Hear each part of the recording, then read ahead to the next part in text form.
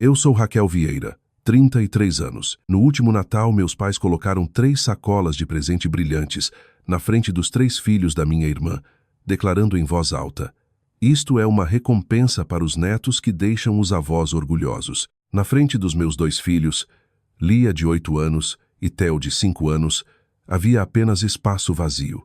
Theo olhou para cima, puxando minha manga, confuso. Lia. Ela simplesmente escondeu quietamente o desenho do peru que havia feito para a avó debaixo da mesa. Meu sobrinho de 14 anos olhou para meus filhos e sorriu com desdém. Acho que eles simplesmente não são dignos. Ninguém o corrigiu. Meus pais continuaram mastigando seu peru. Eu não gritei. Com a disciplina que aprendi após anos de serviço no exército, eu me levantei, empurrei a cadeira para trás, coloquei os casacos nas crianças e saí direto pela porta. Quando cheguei em casa, enviei exatamente uma mensagem para o grupo da família no chat. Segundos depois, meu telefone começou a explodir. Mãe, pai, depois minha irmã ligando sem parar. Mas há uma coisa que nenhum deles sabe. O que eu faço em seguida vai custar a eles muito mais do que uma sacola de presente. Bem-vindos à vingança nobre, onde pessoas comuns se levantam, estabelecem limites e retomam sua dignidade.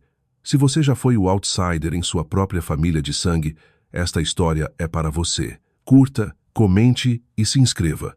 Agora deixe-me contar como tudo começou. O carro ficava ligado na entrada da garagem, seu motor um ronco baixo e irregular contra a noite gelada no interior do Rio Grande do Sul. Dentro da cabine, o ar parecia fino, frio.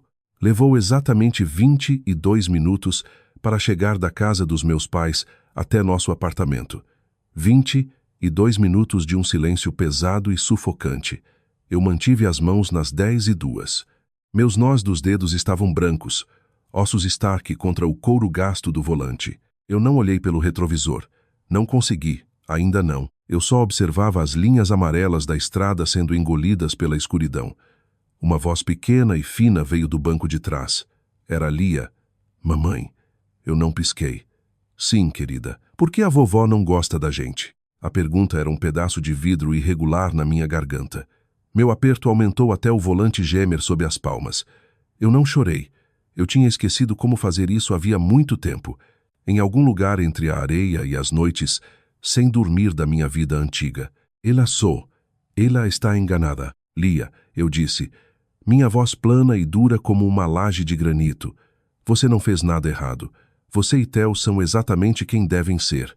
Lembre-se disso. Eu parei no estacionamento de Cascalho.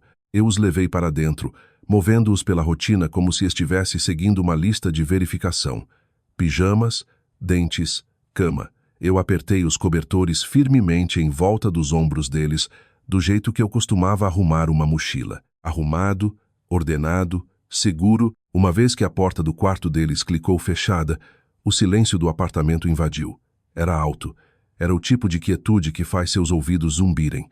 Eu entrei na cozinha e não acendi a luz do teto. Eu não precisava. O brilho azul pálido e doentio do meu telefone sentado na mesa de madeira marcada era suficiente. Eu servi um copo de água da torneira, sem gelo. Eu me sentei e observei a tela. Ela piscava, pulsava. Helena, minha mãe. Ela havia enviado 4 parágrafos longos. Eu rolei pelas palavras, meus olhos rastreando as mentiras como se procurasse um vazamento em uma linha de suprimentos. Ela chamou de incentivo.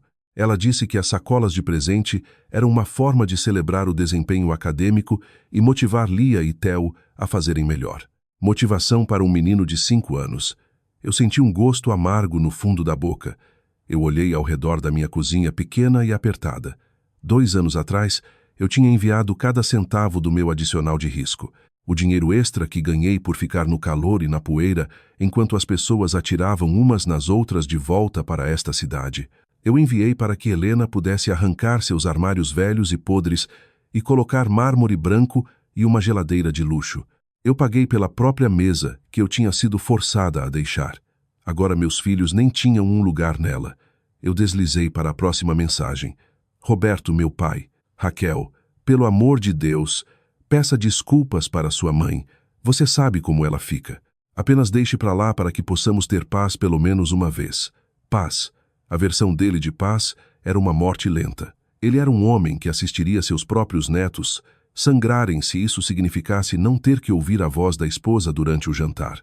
Ele era um covarde que trocava a dignidade da filha por uma noite quieta na frente da TV. Depois veio Patrícia, minha irmã. Você sempre tem que fazer tudo sobre você, não é? Você arruinou o clima todo. As crianças estavam felizes até você fazer seu pequeno ataque. Eu não respondi. Eu não dei a eles a satisfação da minha raiva. Em vez disso, eu toquei a tela com um dedo firme. Botão de energia. Volume para baixo. Captura de tela 1, 2, 14 vezes.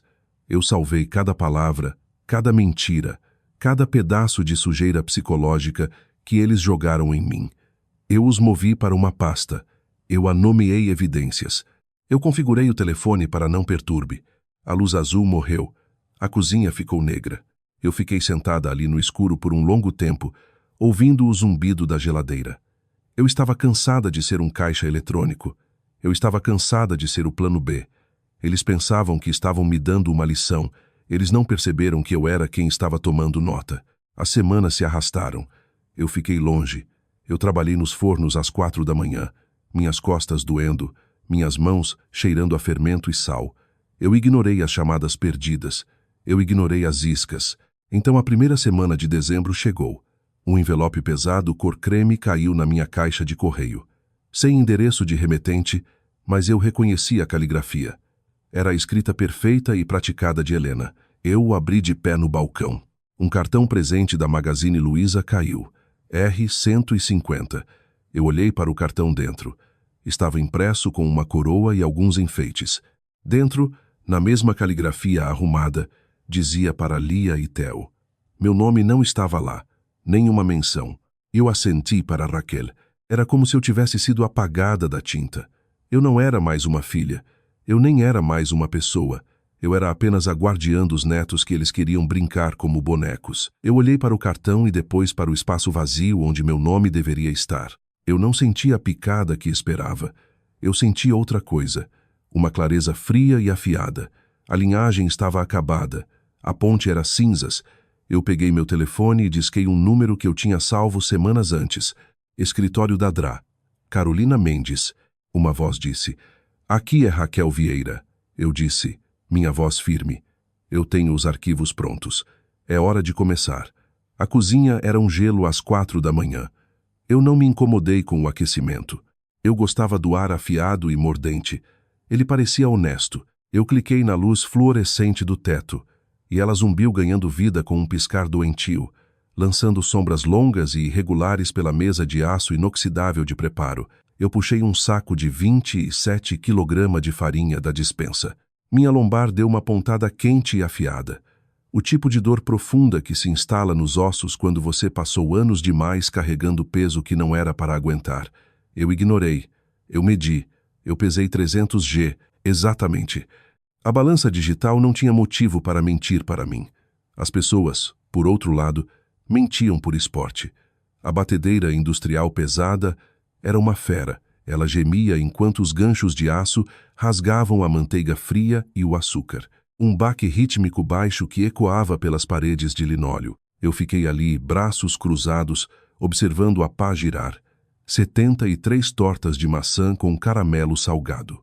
O cheiro de açúcar queimado e canela afiada começou a encher o cômodo, grosso o suficiente para revestir o fundo da minha garganta.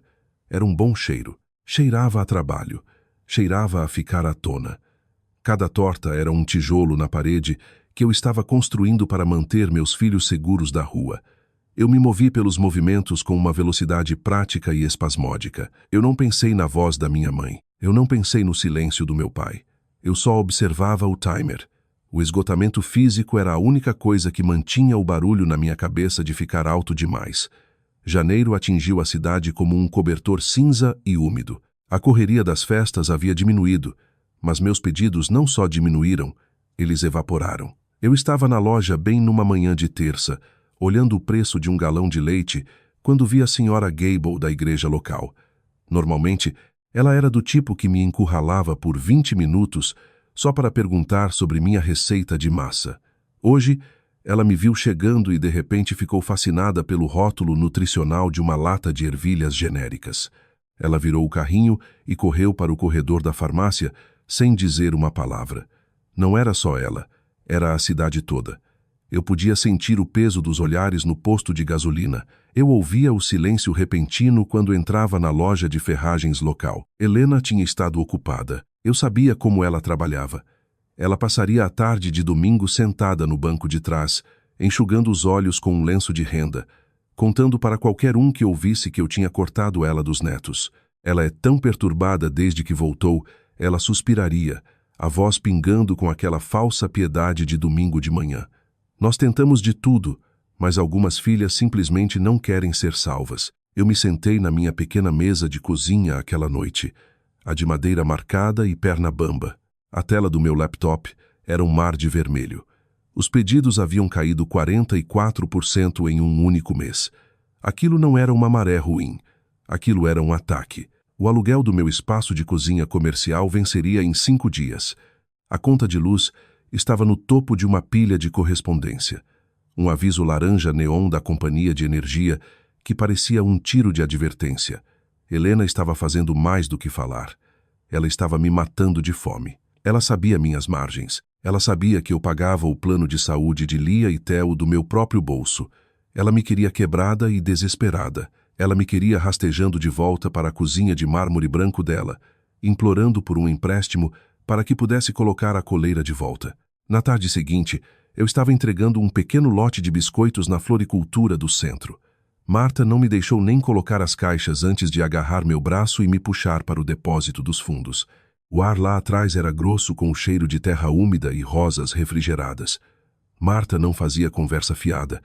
Ela bateu a porta pesada, trancou e enfiou um tablet debaixo do meu nariz. Os olhos dela estavam escuros, zumbindo com um tipo de raiva que fez minha pele formigar. — Você já viu isso? Ela perguntou. A voz um raspão baixo e afiado. Eu olhei para a tela. Era uma página do Instagram. Cozinha da Patrícia. Lá estava minha irmã. Ela estava usando um avental de linho de R$ 400, sorrindo numa cozinha que parecia saída de uma revista. Ela segurava uma torta. Minha torta. Não era só o sabor. Era meu trabalho de treliça assinatura exato. Meu padrão exato de caramelo derretido. A legenda embaixo fez o sangue nas minhas veias virar gelo. Finalmente compartilhando minha receita secreta de família. A vovó sempre disse que eu tinha o toque natural. Peça agora para a competição de inverno. Eu rolei para baixo. Minha mãe havia comentado bem no final, tão orgulhosa da minha menina. Nós só investimos nosso tempo nos membros da família que realmente demonstram gratidão. Eu encarei o rosto filtrado e presunçoso da Patrícia. Minhas mãos não tremeram, elas não suaram. Elas simplesmente ficaram imóveis. Pedra imóvel. Ela não está só falando, Raquel, Marta sussurrou, inclinando-se mais perto. Ela está vendendo para o conselho da igreja. Ela está usando sua antiga lista de clientes do evento beneficente. Ela está roubando a comida direto da boca dos seus filhos. Eu devolvi o tablet para ela. Eu não disse uma palavra. Eu só pensei nos 44%. Eu pensei na conta laranja na minha mesa e nos 22 minutos de silêncio no carro. Raquel. Marta tocou meu ombro. O que você vai fazer? Eu olhei para as hastes mortas nas latas de lixo do canto. Eu pensei nos arquivos que eu já tinha começado a guardar. Eu não vou fazer nada, eu disse. Minha voz mal audível sobre o zumbido da geladeira de flores. A lei é. A luz azul da tela do telefone queimava meus olhos na cabine escura como o breu do meu carro. Eu estava na entrada da garagem, o aquecedor soprando uma corrente fraca e empoeirada que não tirava o frio do inverno gaúcho. Cozinha da Patrícia. Esse era o nome que Patrícia havia escolhido. Eu rolei pelas fotos, meu polegar pairando sobre o vidro como se fosse um fio vivo. Lá estavam as tortas de manteiga marrom, as tortas de maçã com caramelo salgado. O trabalho de treliça na massa era exato. Minha assinatura, um padrão que eu passei meses aperfeiçoando enquanto trabalhava turnos duplos numa padaria na cidade. Lá estava Patrícia posando num avental de linho que provavelmente custava mais do que minha conta de luz mensal. Ela se inclinava contra o balcão de mármore de R$ 60.000, sorrindo aquele sorriso perfeito e praticado. Tudo era filtrado, tudo era falso. Eu olhei para um close-up de uma galete de pera. Eu conhecia aquela massa. Eu conhecia o jeito específico como as bordas eram vincadas. Eu olhei para a legenda, finalmente compartilhando minha receita secreta de família. A vovó sempre me ensinou que o segredo está na paciência. Um nó amargo e pesado se amarrou no meu estômago. Minha mãe Helena havia comentado bem no fundo. Tão orgulhosa da minha menina. É maravilhoso finalmente ver esse talento reconhecido. Nossa família só investe naqueles que realmente valorizam nossas tradições. As palavras foram um golpe direto. Um anúncio público de que eu tinha sido substituída. Meu trabalho duro rebatizado e minha existência descartada. Eu senti a dor familiar na mandíbula de apertar demais. Eu não joguei o telefone. Eu não gritei. Eu simplesmente memorizei cada pixel do roubo dela. Eu entrei no apartamento, me movendo no escuro como um fantasma. Eu não acendi as luzes. Eu não queria ver o linóleo rachado ou a pilha de contas no balcão. Eu fui direto para o quarto e caí de joelhos. O chão estava congelante. Eu alcancei debaixo da cama e puxei o baú de metal pesado. Era uma relíquia da minha vida antiga, amassado e arranhado, cheirando a ferro frio e terra seca. Eu levantei as travas pesadas. Clac, clac. O som era afiado. Final. Eu alcancei dentro e puxei um caderno pequeno amarelado. A capa estava manchada de café e gordura. Eu folheei as páginas. A maioria estava escrita numa letra apertada datada de 5 anos atrás. Eu lembrava de escrever aquelas receitas no meio da noite, sentada numa cadeira dobrável numa cabana ventosa do outro lado do mundo. Eu tinha refinado aquelas medidas enquanto o vento chacoalhava o telhado de zinco e o silêncio lá fora parecia uma ameaça. Essas não eram só receitas. Elas eram minha sobrevivência. Elas eram as únicas coisas que eu tinha trazido de volta que pareciam inteiras. E agora Patrícia estava vendendo elas como se fossem um hobby que ela pegou entre aulas de pilates.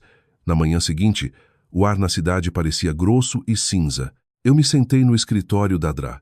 Carolina Mendes no quarto andar de um prédio que cheirava a limpador de carpete industrial e papel velho.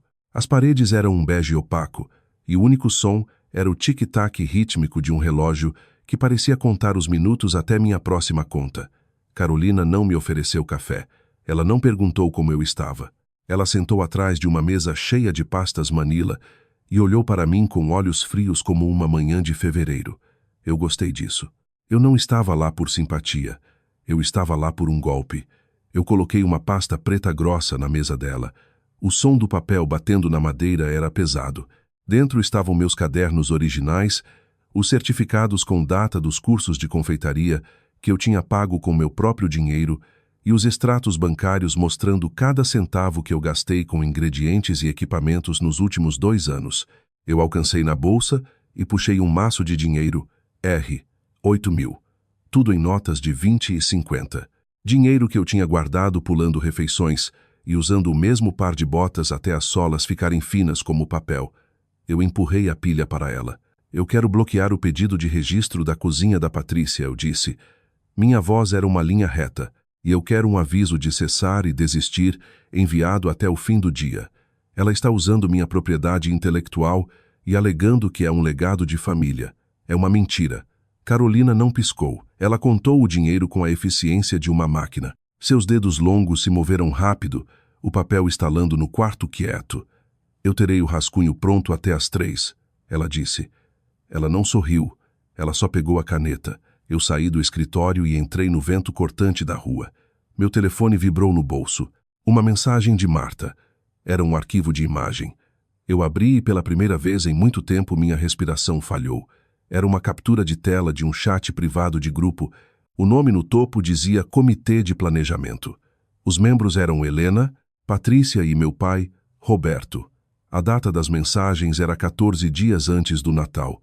Helena, certifique-se de que não haja sacolas de presente para os filhos da Raquel. Ela precisa sentir o peso das escolhas dela. Se ela quer ser independente, que ela cuide dele sozinha. É assim que ela aprende. Patrícia, eu tenho as sacolas para os meus 3. Vai ser perfeito.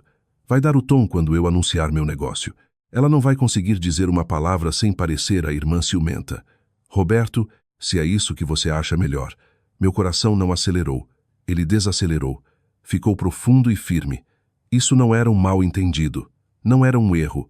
Era um ataque coordenado. Eles tinham usado meus filhos como adereço na peça deles. Antes de irmos mais longe no escuro, eu tenho que perguntar uma coisa.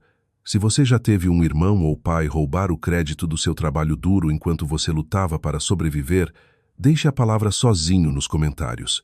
Me deixe saber que eu não sou a única que viu as pessoas que deveriam me amar se tornarem meus piores inimigos. Dê like e se inscreva agora porque o próximo movimento que eu faço vai mudar tudo para a cidade.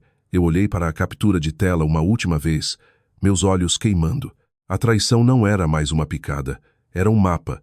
Eu sabia exatamente onde estavam os pontos fracos. Patrícia queria ser uma empreendedora. Ótimo.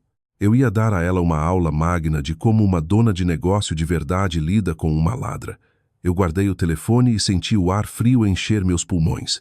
Eu não era mais só Raquel Vieira, a mãe lutadora. Eu era a pessoa que eles nunca deveriam ter feito de inimiga.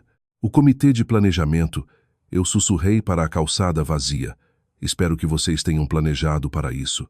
O depósito da floricultura era uma caixa de concreto que cheirava a terra úmida e fertilizante químico. Marta estava ao lado da porta pesada da geladeira, braços cruzados, me observando com um olhar que era metade pena e metade medo. Eu não me importava com nenhum dos dois, eu só me importava com a luz. O brilho fluorescente forte da tela do tablet refletia nos meus olhos, queimando o fundo do meu crânio. Eu deslizei, depois deslizei de novo. A luz azul parecia um peso físico. O nome do grupo de chat no topo era Comitê de Planejamento. Parecia algo de uma reunião de PTA local ou de uma feira de bolos da igreja. Não era. Era um registro de intenção fria e calculada. Eu encarei os carimbos de data, 10 de novembro, 12 de novembro. 14 dias antes do peru nem sair do freezer. Helena, certifique-se de que não haja sacolas de presente para os filhos da Raquel. Ela precisa sentir o peso das escolhas dela. Se ela quer brincar de mulher independente, que ela cuide dele sozinha. É assim que ela aprende uma lição. Depois veio Patrícia, minha irmã. Ela foi quem sugeriu comprar os fones de ouvido baratos em lote para os filhos dela, sabendo que Lia e Theo estariam sentados bem ali sem nada. Ela chamou de eficiência. Eu chamei de ataque. Patrícia vai dar o tom. Ela não vai conseguir dizer uma palavra sem parecer a irmã ciumenta. Eu vou anunciar meu negócio logo depois. Ela vai estar chocada demais para reagir. E Roberto, meu pai, o homem que me ensinou a andar de bicicleta e depois deixou a esposa me empurrar no trânsito. Roberto, se é isso que você acha melhor. Helena, eu só quero um jantar quieto. O ar no cômodo parecia grosso o suficiente para engasgar. Eu olhei para o texto digital, as letras azul-brancas dançando na tela. Minha garganta parecia apertada. Uma pressão afiada e ardente se construindo atrás das costelas. Mas eu forcei para baixo. Eu passei 3 anos em alguns dos lugares mais duros deste planeta. Lugares onde o vento gritava e a poeira nunca assentava. Eu tinha cicatrizes de estilhaços na panturrilha direita que ficavam roxas quando chovia. Naqueles lugares, eu trabalhava com pessoas que se jogariam na frente de uma bala para me salvar. Nós não dividíamos sangue, mas dividíamos um laço forjado no escuro. Agora eu estava de pé numa floricultura no interior do Rio Grande do Sul, e a mulher que tinha me dado a luz estava usando as lágrimas do meu filho de 5 anos como alavanca para abrir minha conta bancária. Era fogo amigo, o tipo que dói mais porque você nunca vê vindo das próprias fileiras. Helena tinha encerrado o tópico com um pensamento final irregular. Ela vai ter que voltar e implorar por dinheiro antes do Natal. Eu cliquei a tela do tablet para desligar. O cômodo escureceu. Eu devolvi o aparelho para Marta. Minhas mãos estavam firmes. Minha respiração era lenta e profunda, do jeito que eu costumava cronometrar quando checava uma lista de inventário num armazém, sem lágrimas. Lágrimas eram para pessoas que ainda tinham esperança. Eu estava além da esperança. Eu estava no trabalho agora. Obrigada, Marta, eu disse. Minha voz soava como se pertencesse a alguém mais velha, mais dura. Raquel, eu sinto tanto, ela sussurrou. A voz dela tremia. Não sinta, eu respondi. Eu saí pela porta e não olhei para trás. Quando cheguei ao apartamento, eu não troquei de roupa. Eu não comi. Eu me sentei na pequena escrivaninha no canto da sala e abri o laptop. O ventilador zumbia um ronco mecânico baixo que parecia companhia. Eu comecei a mover os arquivos. Eu criei 3 pastas separadas na nuvem. Uma para o escritório de registro de marcas, uma para a advogada, uma para mim. Eu subi as capturas de tela que Marta tinha enviado. Eu subi as fotos dos meus cadernos de receitas originais. Eu subi os recibos da reforma de mármore branco que eu tinha pago na casa de Helena. Depois eu liguei a impressora. O som do papel passando pela máquina era um estalo rítmico afiado. Eu imprimi todas as 12 páginas do chat de grupo. Eu não olhei para as palavras enquanto elas saíam. Eu não precisava, elas já estavam gravadas no meu cérebro. Eu juntei as folhas quentes, alinhei as bordas contra a mesa e pressionei o grampeador de metal pesado. Clack! O som era final, era um selo. Eu abri meu e-mail e anexei os arquivos criptografados. Eu enderecei para Adra, Carolina Mendes. Assunto: evidências adicionais para o caso Cozinha da Patrícia. Corpo: a armadilha foi montada 14 dias antes do evento. Aqui está a prova da intenção. Eu apertei enviar. A barra de progresso rastejou pela tela e depois desapareceu. Pronto. Pelos próximos 21 dias, eu fui para o chão. Eu trabalhei nos fornos às 4 da manhã. Eu entreguei minhas tortas. Eu peguei meus filhos na escola. Eu não atendi o telefone quando o número da cidade e o fixo apareciam no identificador de chamadas. Eu não chequei o chat da família. Eu era um fantasma. Eu estava esperando o relógio acabar. Numa tarde cinzenta de quinta, o silêncio finalmente quebrou. Eu estava sentada na mesa da cozinha, a luz da janela desbotando num hematoma opaco, quando meu laptop apitou. Era um e-mail do escritório de registro de marcas do estado. Eu abri. Meus olhos pularam o jargão jurídico até encontrar a linha que importava. O pedido de registro da cozinha da Patrícia foi suspenso devido à disputa de direitos autorais pendente e evidência de uso anterior. Eu me recostei na cadeira. A casa estava quieta, meus filhos brincavam no cômodo ao lado. Eu olhei para a tela e senti o primeiro lampejo de algo que não era raiva. Era a sensação do fio sendo puxado apertado. Helena e Patrícia estavam prestes a descobrir que quando você planeja uma lição para outra pessoa, é melhor ter certeza de que conhece o assunto você mesma. A rede estava na água. Tudo o que eu tinha que fazer era puxar. 10:30 da noite é um horário perigoso nesta cidade. É quando o silêncio fica pesado demais e os segredos começam a apodrecer. Eu estava na cozinha alisando uma folha fresca de papel manteiga, certificando-me de que cada canto estava alinhado com a borda do balcão. Era um hábito que eu não conseguia quebrar. Tudo tinha que estar reto, mesmo quando o mundo lá fora estava torto. Então as batidas começaram. Não era uma batida, era o som de alguém tentando quebrar um pedaço de madeira com as mãos nuas. Um baque rítmico pesado que fazia o vidro das janelas tremer nas molduras. Eu não corri, eu limpei as mãos no avental, caminhei até a porta da frente e liguei a luz da varanda.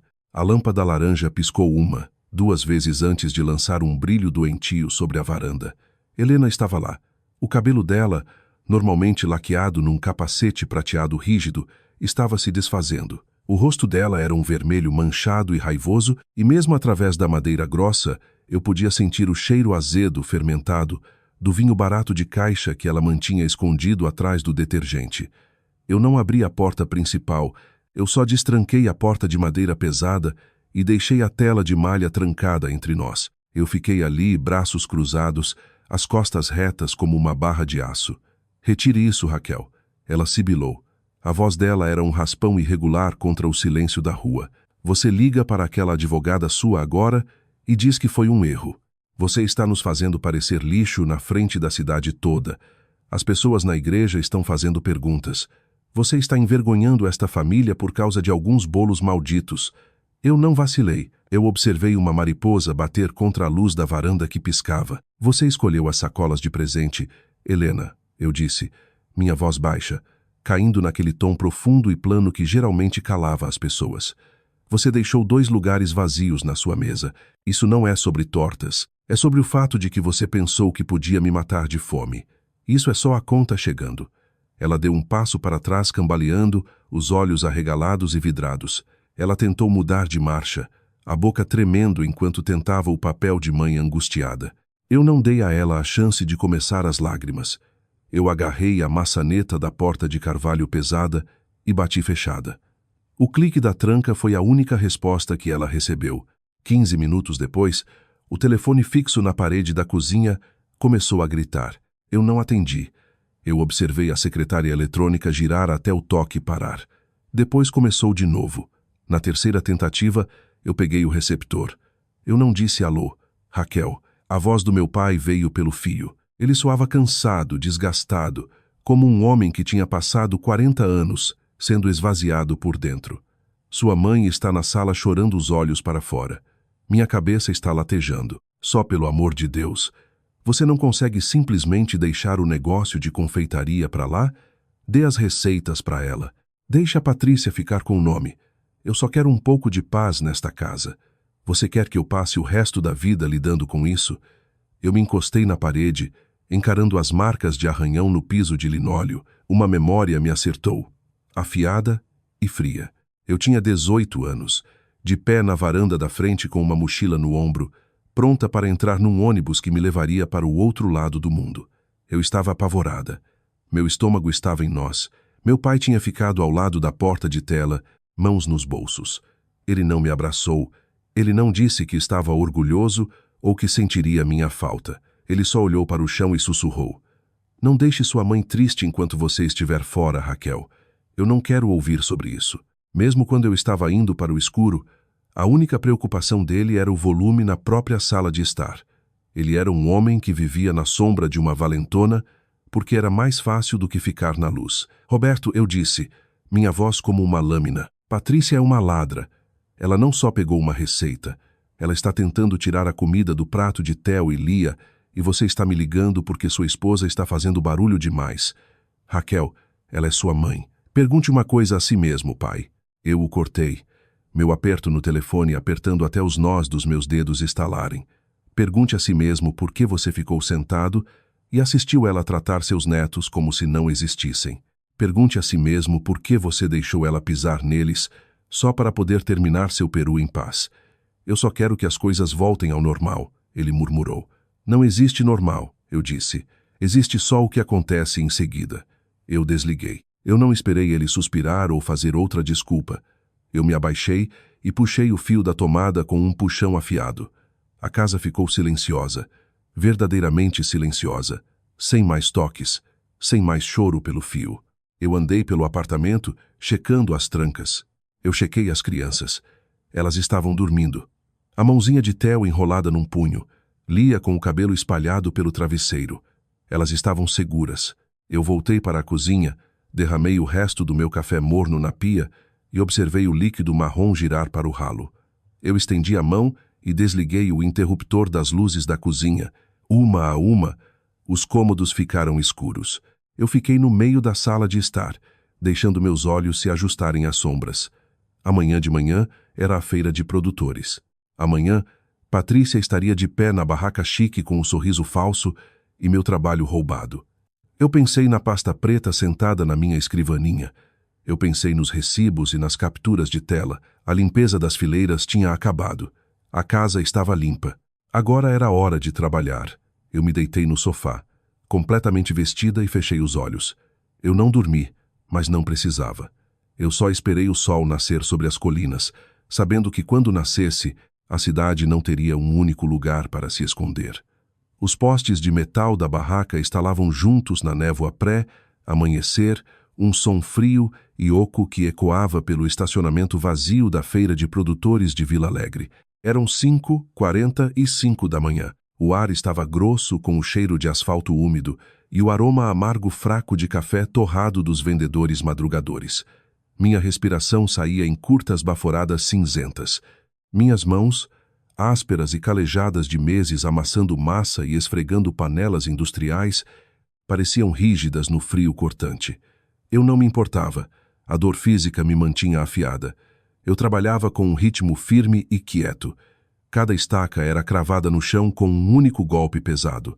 Cada caixa era empilhada exatamente onde devia estar. Barraca 14, meu lugar. Eu tinha passado 6 meses comendo sopa enlatada e usando a mesma camisa de flanela puída só para pagar o aluguel por aquele quadrado de 5 metros de calçada e o forno industrial que zumbia na minha cozinha comercial. Para qualquer um, era só uma barraca.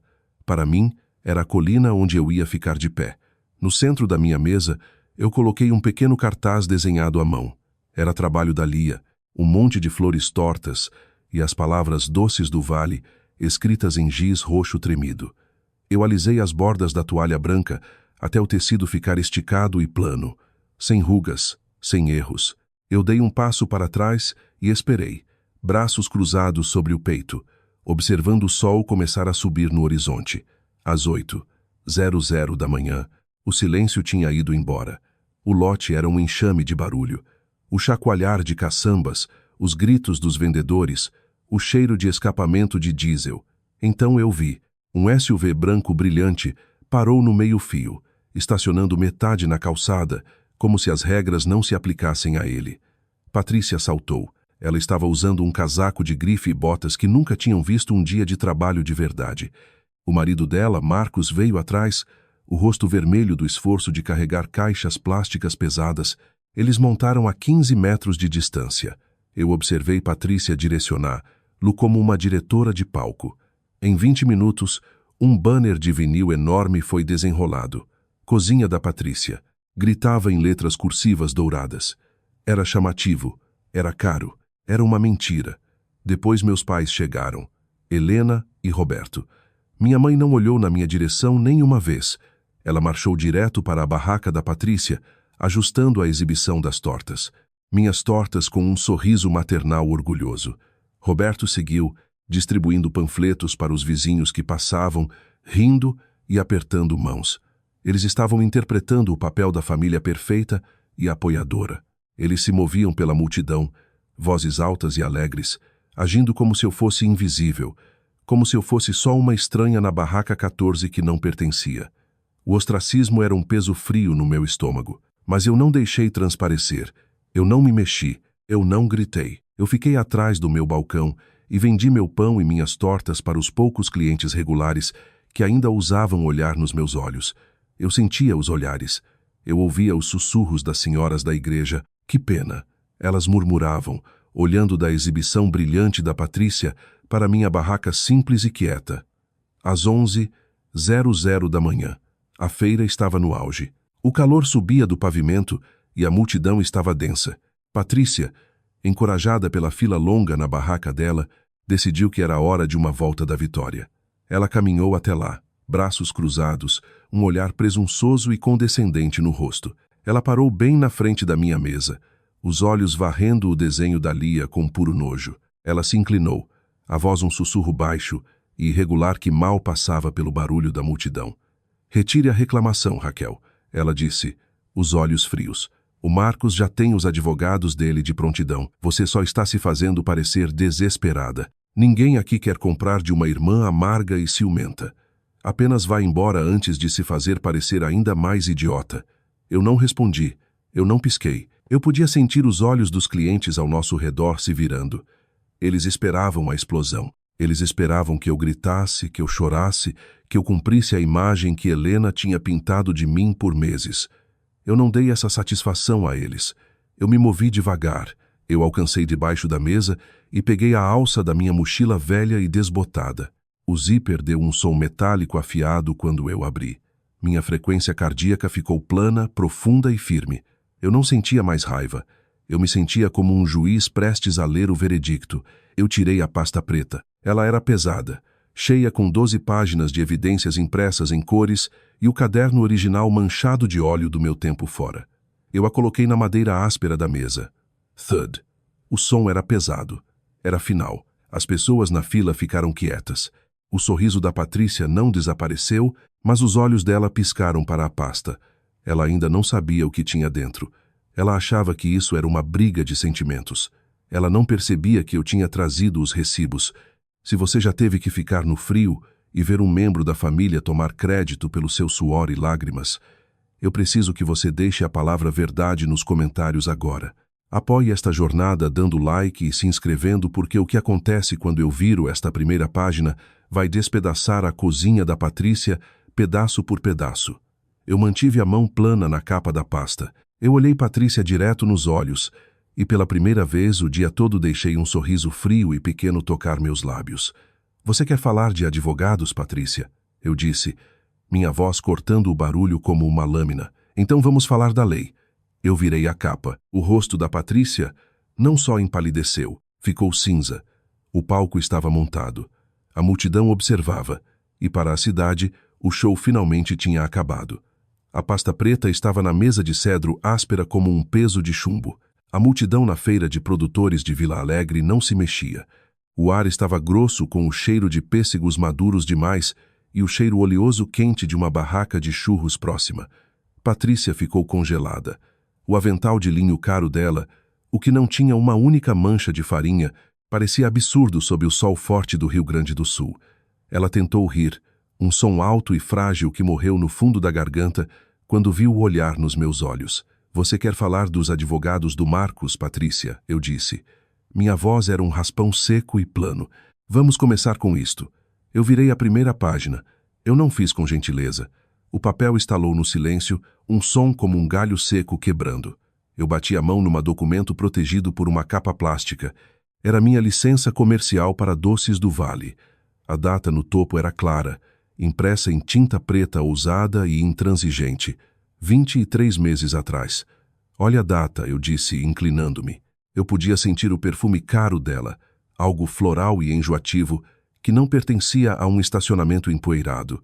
E olha o selo do Estado. Isto foi registrado antes de você nem comprar aquele balcão de mármore que gosta de posar na frente. Eu tenho pago impostos e seguro nestas receitas enquanto você ainda tentava descobrir como ligar o forno. O rosto da Patrícia não só empalideceu, ficou da cor de drywall úmido. Os olhos dela saltaram para a multidão, procurando uma saída, mas a fila de clientes tinha ficado no lugar. Eles não estavam mais ali pelas tortas. Eles estavam ali pela autópsia. Eu virei à próxima página. Esta era uma folha do meu caderno velho amarelado. Estava manchada de gordura e um anel circular de café de uma caneca que eu tinha usado anos atrás. No fundo, havia uma assinatura em tinta azul bagunçada. Esse é o instrutor-chefe da escola profissionalizante de Porto Alegre. Eu disse, meu dedo batendo na assinatura. Esse é o homem que realmente me ensinou a laminar massa enquanto eu trabalhava 12 horas por dia no armazém só para pagar a mensalidade. Está datado de 3 anos atrás. É a certificação para a própria massa que você está vendendo ali por R$60 a fatia. Eu alcancei no bolso lateral da pasta e puxei uma foto impressa em cores. Era uma captura de tela da postagem da Patrícia no Instagram de 2 dias atrás. Ela estava linda nela, segurando um rolo de massa empoeirado de farinha como se fosse um adereço. Eu comecei a ler a legenda dela em voz alta, minha voz firme e alta o suficiente para alcançar o fundo da fila, finalmente compartilhando minha receita secreta de família. A vovó sempre me ensinou que o segredo está na paciência. Eu parei. Eu olhei para a Patrícia. A mandíbula dela estava apertada, os dentes à mostra num esgar feio e silencioso. A vovó morreu quando você tinha 12 anos, Patrícia. Eu disse. Ela nunca teve uma batedeira industrial. Ela nunca fez um caramelo salgado na vida. Este caderno, este trabalho, isto é meu. E toda vez que você disse às pessoas que era um legado de família, você não estava só mentindo para elas. Você estava roubando de mim. Você estava tomando meu suor e chamando de seu. Raquel, pare com isso. A voz veio de trás de Patrícia. Helena empurrou pela multidão, o rosto torcido numa máscara de preocupação praticada. Ela estendeu a mão para a pasta, os dedos agarrando a borda da mesa. Você está fazendo uma cena. Helena sibilou, a voz um chocalho baixo e tóxico. Pense no seu pai, pense nos vizinhos. Apenas guarde isso e podemos ir para casa e conversar como adultos. Você está agindo como uma criança por causa de uns papéis bobos. Eu não me mexi, eu nem olhei para ela. Eu só inclinei meu peso na pasta, prendendo-a na mesa para que ela não pudesse mover. A porta está fechada, Helena, eu disse. Eu não levantei a voz. Eu não precisava. A autoridade no meu tom era uma parede que ela não conseguia escalar. Você teve 14 dias antes do Natal para falar comigo como adulta. Você escolheu planejar uma lição em vez disso. Esta é a prova e até agora todo mundo está reprovando. Eu vi Marcos então, o marido da Patrícia. Ele estava de pé perto dos fundos da barraca deles, as mãos enfiadas nos bolsos da camisa de golfe cara. Ele era dentista. Ele gostava de coisas limpas. Ele gostava de coisas ordenadas. Ele tinha pagado pelos banners de vinil brancos e pelas caixas chiques que Patrícia usava para vender meu trabalho. Ele caminhou para frente, a testa franzida enquanto olhava a licença comercial e os certificados da escola. Ele olhou para as datas. Depois olhou para o caderno manchado de gordura. Ele olhou para a esposa, cuja boca abria e fechava como um peixe fora d'água. Ele era um homem que entendia contratos. Ele entendia um mau investimento quando via um. Marcos não disse uma palavra. Ele não a defendeu. Ele não chamou os advogados dele. Ele olhou para a pasta, depois de volta para a barraca chamativa e falsa que ele tinha financiado. Devagar, ele deu 2 passos longos para trás. Ele caminhou até a borda do pavimento e encarou o chão. O sistema de apoio tinha ido embora. O dinheiro tinha saído da sala. Patrícia estava sozinha no meio de uma multidão que começava a sussurrar. Eu não sentia a onda de calor que pensei que sentiria. Eu só me sentia fria, eficiente. Eu alcancei o canto da página final na pasta. A multidão prendeu a respiração. O sol estava alto agora, lançando sombras curtas e brutais pelo lote. Eu não terminei, eu disse, minha voz cortando os murmúrios. Eu virei a página. Isso não era uma licença comercial. Não era uma receita. Era uma única folha de papel com uma lista de datas e valores em reais. Eu olhei Helena direto nos olhos. Agora eu disse, vamos falar sobre a reforma da cozinha que você me fez pagar enquanto contava para todo mundo que eu era um fracasso. Eu mantive a mão plana no papel. O silêncio era absoluto. A cidade não estava só perdendo um negócio. Eles estavam perdendo a única coisa que importava para eles, a mentira em que tinham vivido por 30 anos. Eu não desviei o olhar. Eu só esperei ela perceber que a conta finalmente tinha chegado. A página final da pasta não parecia grande coisa. Era só papel e tinta impressa em cores num jato de escritório barato. Mas quando eu virei, o ar na feira de produtores de Vila Alegre pareceu desaparecer. O bate-papo da multidão, o cheiro de cebolas grelhadas, o som distante de uma banda folclórica, tudo ficou plano. Eu mantive a mão pressionada na página. Minha palma sentia o leve calor do papel aquecido pelo sol. Eu olhei para minha mãe. Helena encarava a impressão, os olhos piscando como uma lâmpada morrendo. Isso é de 14 dias antes do Natal, eu disse. Minha voz não era alta, mas carregava. Era o tipo de voz que para as pessoas no meio do caminho. O comitê de planejamento, é assim que vocês chamavam o grupo de chat, não é? Eu não esperei resposta. Eu comecei a ler.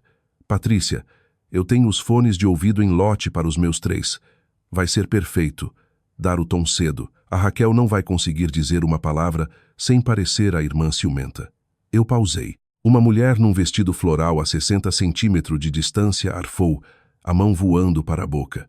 Eu virei a pasta ligeiramente para que as pessoas na frente da fila pudessem ver as capturas de tela com data e hora. Helena, certifique-se de que não haja sacolas de presente para os filhos da Raquel. Ela precisa sentir o peso das escolhas dela.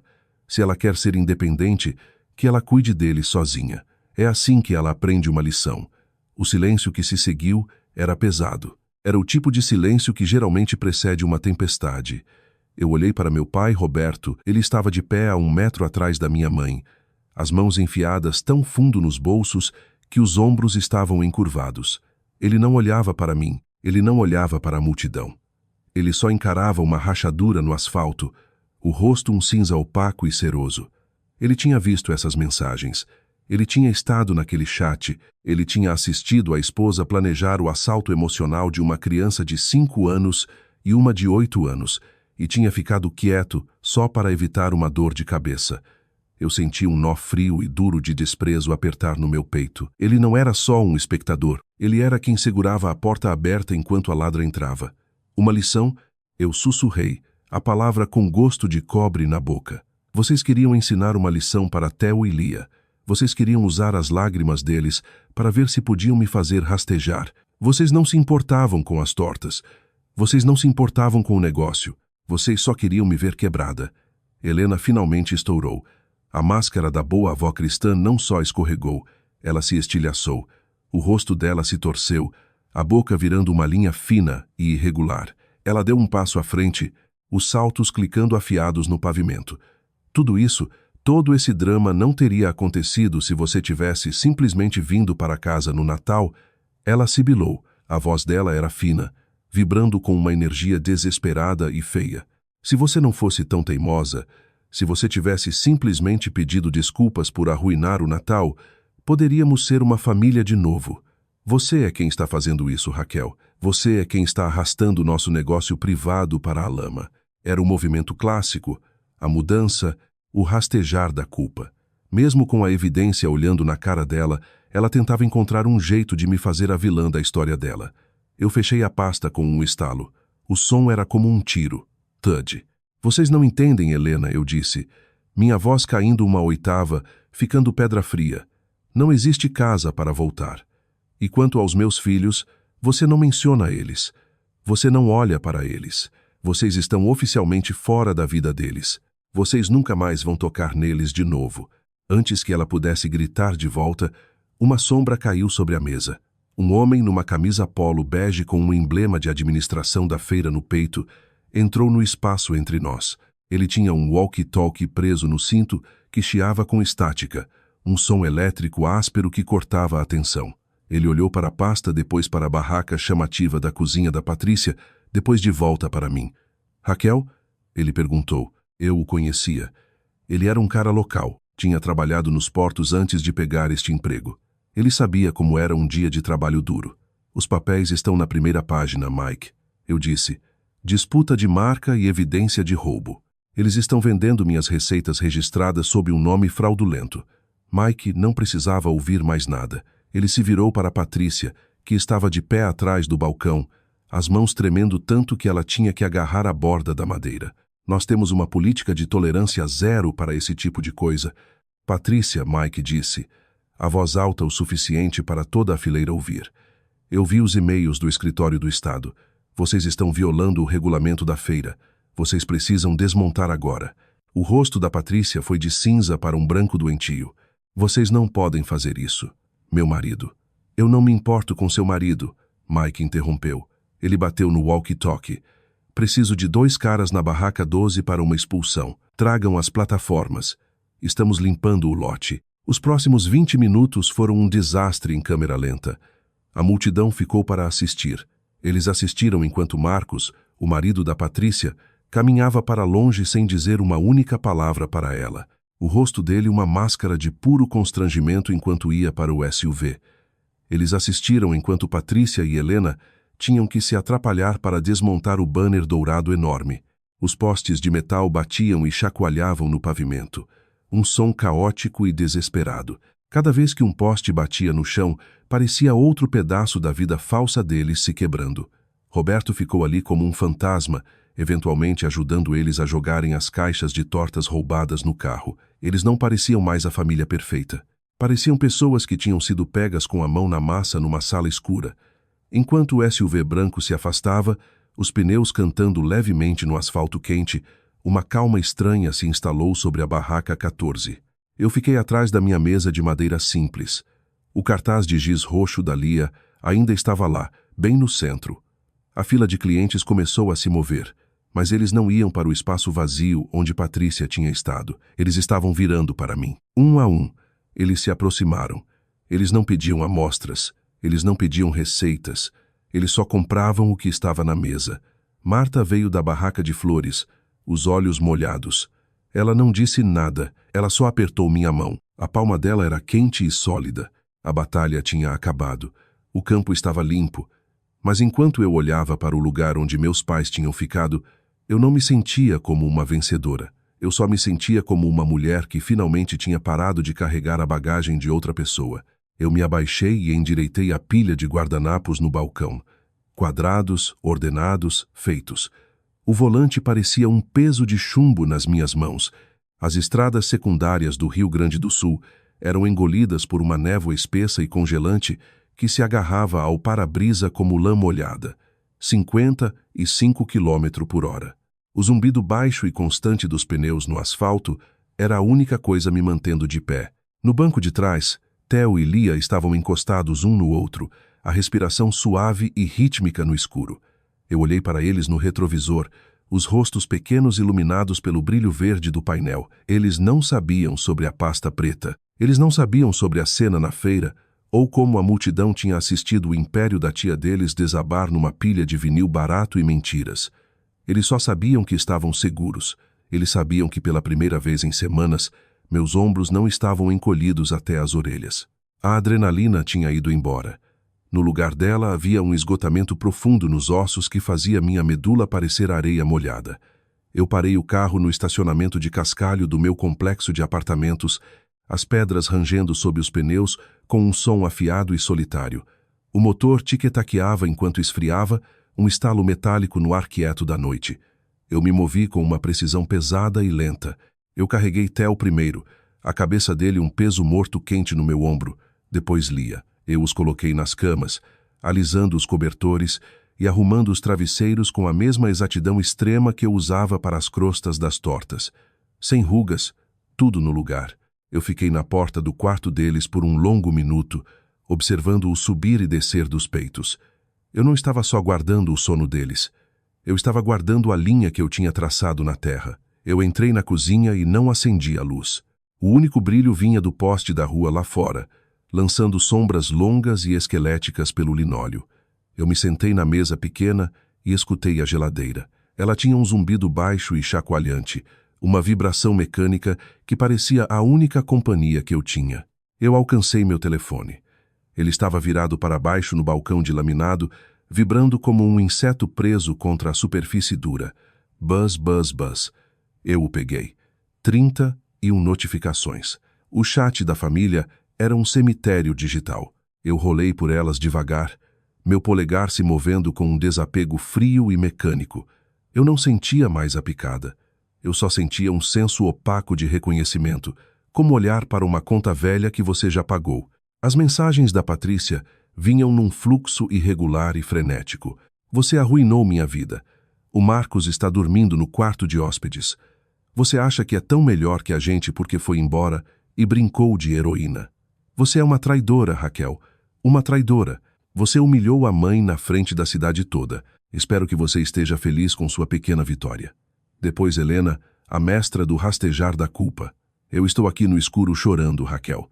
Minha pressão está nas alturas. Como você pôde me envergonhar assim? Depois de tudo que eu fiz por você, depois que eu deixei você voltar para esta casa, você tem um coração negro. Espero que você consiga dormir hoje à noite, sabendo o que fez com a saúde da sua mãe. Você sempre foi a difícil.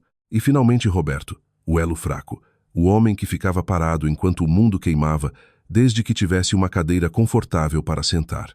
Raquel, por favor, sua mãe está inconsolável. Só ligue e diga que você sente muito. Eu sei que a Patrícia cometeu um erro, mas temos que ficar juntos. Eu sinto que chegou tão longe. Só faça parar. Eu encarei a tela até a luz azul queimar minhas retinas. Por anos, eu tinha perseguido um fantasma. Eu pensava que se trabalhasse mais duro, se voltasse com um emprego estável e uma vida limpa, eles finalmente me veriam. Eu pensava que meu valor era algo que eu tinha que provar para eles, como uma dívida que eu nunca conseguia pagar completamente. Eu lembrava das noites que passei encarando o teto em quartos ventosos do outro lado do país, dizendo a mim mesma que o nome Doces do Vale significava algo. Eu pensava que eles me odiavam porque eu era um fracasso. Eu estava errada. Eles não me odiavam porque eu era um fracasso. Eles me odiavam porque eu me recusava a ser um ornamento na casa perfeita e falsa deles. Eles me odiavam porque eu era um espelho que mostrava exatamente o que eles eram. Ladrões, covardes e atores. Eles não queriam uma filha. Eles queriam uma escrava. E no momento em que eu me levantei, eles tentaram quebrar minhas pernas. Meus dedos não tremiam enquanto eu tocava a caixa de texto. Eu digitei uma única linha. Sem pontos de exclamação, sem explicações longas, só uma finalidade que parecia pedra. Eu estou cansada de ser o fantasma na casa de vocês. Não me contatem nem a meus filhos de novo. Isso acabou. Eu não esperei resposta. Eu apertei o botão para sair do grupo. A tela piscou uma vez e o comitê de planejamento desapareceu da minha lista. Eu fui para o contato da Patrícia. Bloqueado. Eu fui para o de Helena. Bloqueado. Eu fui para o número de Roberto. Eu olhei para o nome dele por um longo tempo. Eu lembrava dele de pé naquela varanda quando eu tinha 18 anos, me dizendo para não deixar a mãe triste. Ele ainda era o mesmo homem, um espectador que assistiria seu próprio sangue se afogar se o barulho incomodasse os nervos da esposa. Eu não bloqueei ele. Eu queria que as chamadas dele passassem. Eu queria que ele ouvisse o toque vazio e oco repetidamente até o silêncio, finalmente dizer a ele o que ele já sabia, que eu tinha ido embora, que o lugar na mesa estava vazio para sempre. Eu joguei o telefone no sofá. Ele bateu na almofada com um tude suave e insignificante. Eu caminhei até a janela e olhei para a rua. A névoa estava se levantando. O bairro estava quieto. Não havia sirenes, nem gritos, nem barulho de postes de metal no pavimento. Só a noite fria e honesta do Rio Grande do Sul. Eu senti uma leveza oca estranha no peito, como uma febre que finalmente tinha quebrado. Eu fui para o quarto e me deitei completamente vestida. Eu não programei alarme. Pela primeira vez na vida, não havia nada para acordar além da manhã. A casa estava parada, o ar estava claro, as raízes estavam cortadas e pela primeira vez eu me sentia como se pudesse realmente respirar. Amanhã viria e pela primeira vez eu não estaria olhando por cima do ombro. Eu fechei os olhos e deixei o silêncio me levar. Era a melhor coisa que eu tinha ouvido em anos. O sol de maio não tinha os dentes do inverno. Era suave, puxando o cheiro úmido da primavera da terra gaúcha. Eu estava na minha cozinha, a janela aberta só o suficiente para ouvir o bairro ganhando vida. Sem batidas na porta, sem telefone fixo gritando, só o zumbido baixo e constante da geladeira e o som de um cortador de grama distante. Eu olhei para baixo para a mesa de mogno. Ela estava coberta de pilhas de faturas, extratos bancários e um envelope grosso e pesado com selo dourado do escritório de registro de marcas do estado. Eu não precisava de calculadora para saber os números. As vendas dos doces do Vale tinham subido 200% em 4 meses. As contas falsas da cozinha da Patrícia tinham sido apagadas da internet, sumidas como fumaça num vento forte. Eu segurei o certificado de marca nas mãos. Meu polegar traçou a tinta relevada do meu próprio nome. Não era um presente. Não era uma herança. Era um recibo para cada hora que eu tinha passado de pé até o tornozelo inchar e cada refeição que eu tinha pulado para comprar um saco de farinha de alta qualidade. Era meu. Eu coloquei o papel na mesa e me virei para o fogão. O ar no apartamento estava grosso com o cheiro de alecrim e frango assando. Era maio, mas o menu era diferente. Eu chamei de o Natal de Maio. Eu me movi pela cozinha com uma eficiência quieta e afiada. Eu não corria. Eu dobrei os guardanapos de linho em quadrados exatos, alinhando-os com a borda dos pratos. Eu chequei o forno. O frango estava dourado, a pele borbulhando com gordura. Eu puxei e coloquei no balcão. O som do metal quente assentando era um pequeno pop satisfatório. A campainha tocou exatamente às 14:00. Não era um baque frenético, era um toque educado e firme. Eu abri a porta e encontrei Marta e o marido dela, Daniel. Eles não traziam agendas escondidas nem perguntas carregadas. Marta segurava uma tigela de salada de batata embrulhada em papel alumínio, o rosto enrugado num sorriso genuíno. Daniel tinha um pack de 6 cervejas locais sob o braço. "Cheira como um sonho aqui, Raquel", Daniel disse, entrando no linóleo. "A mesa está quase posta", eu respondi. Eu peguei a salada de Marta. A mão dela roçou a minha, quente, sólida e real. Nós não falamos sobre a cidade. Nós não mencionamos o SUV branco ou a casa silenciosa e vazia do outro lado da cidade. Nós falamos sobre o tempo e o novo forno comercial que eu estava de olho para a loja. Marta riu, um som alto e honesto que enchia os cantos do cômodo onde os fantasmas costumavam se esconder. Eu voltei para a mesa para o toque final. Eu alcancei uma gaveta e puxei 2 sacolas. Elas não eram de papel marrom ou plástico barato. Eram de papel alumínio prateado brilhando sob as luzes da cozinha amarradas com fitas brancas grossas e crocantes. Eu as coloquei exatamente onde Lia e Theo iam sentar no último Natal. Aqueles lugares tinham sido um buraco no mundo. Tinham sido uma declaração da minha falha.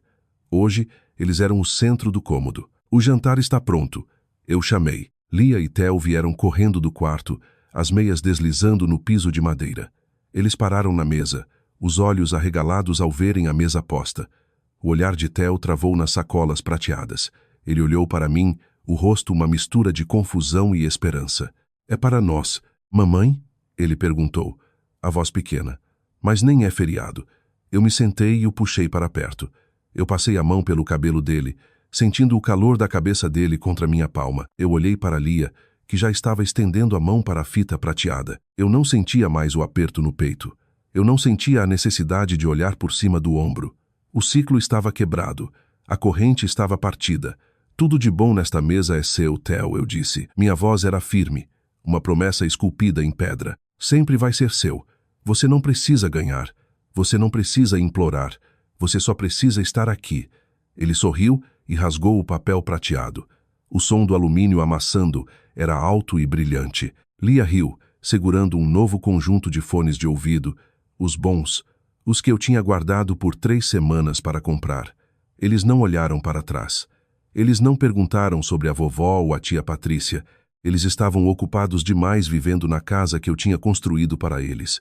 Eu olhei para Marta e Daniel. Eles já estavam servindo os pratos, passando o molho e os pãezinhos. Esta era a família que eu tinha escolhido. Os que ficaram no frio comigo. Os que não dividiam meu sangue, mas dividiam meu peso. Eu peguei meu garfo e senti o metal frio na mão. Eu olhei para a parede vazia onde o telefone costumava ficar. O fio agora há muito tempo desaparecido. O silêncio não era mais uma ameaça. Era uma vitória. Eu dei uma mordida no frango, o alecrim e o sal batendo na minha língua. Tinha gosto de verdade. Eu me recostei na cadeira e observei meus filhos brincarem com os presentes. O sol estava começando a baixar, lançando uma luz dourada longa pelo chão. Eu não precisava de mais nada. A conta estava paga, a dívida estava quitada. A cidade era uma memória, e eu finalmente estava em casa. Eu estendi a mão e apertei o nó do meu próprio guardanapo uma última vez. Quadrado. Perfeito. Terminado.